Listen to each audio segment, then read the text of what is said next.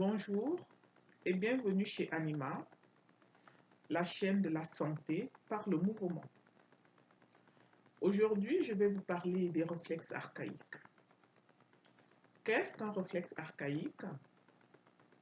Les réflexes archaïques sont des mouvements involontaires, incontrôlés, automatiques que l'on retrouve chez le nouveau-né à la naissance. Quel est leur rôle? Ils ont pour rôle la protection et la survie. Ils mettent en route les processus de cognition, les schémas de pensée.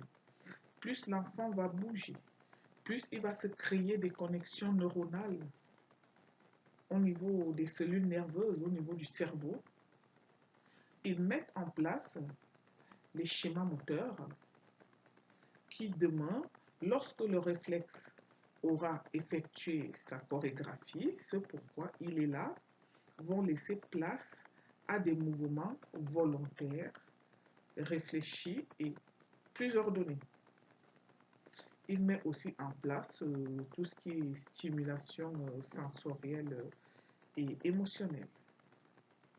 Les réflexes archaïques évoluent en 3 phases.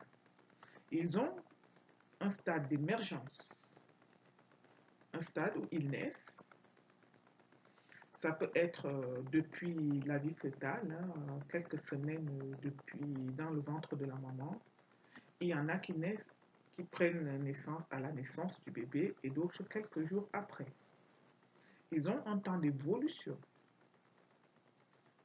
un temps pendant lequel ils vont mettre en place les patrons, les circuits, les schémas neuronaux, les patrons de mouvement qui demain serviront de base au mouvement contrôlé et involontaire ou à la pensée, la cognition.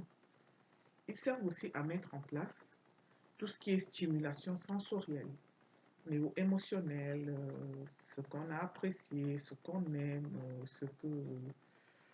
voilà. Donc, les réflexes archaïques sont très importants chez le bébé.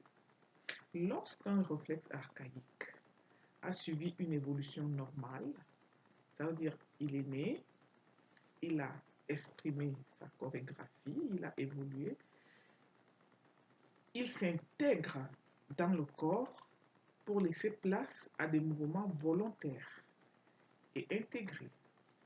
Lorsque, par contre, un réflexe archaïque n'a pas correctement évolué, il ne pourra pas laisser complètement la place au mouvement contrôlé.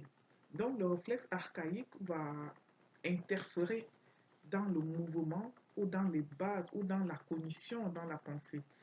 Un bon nombre de problèmes qu'on peut retrouver dans l'enfance, à l'adolescence, à l'âge adulte, sont dus à la présence des réflexes archaïques persistants.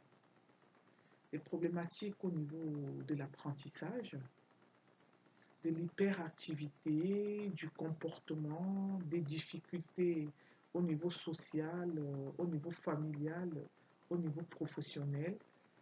Quand on a ce genre de problème-là, on pourrait aller faire un tour et regarder au niveau des réflexes archaïques pour voir s'ils ont vraiment tous été intégrés. Je vais vous laisser pour aujourd'hui. Je vous dis à bientôt. Merci. Au revoir.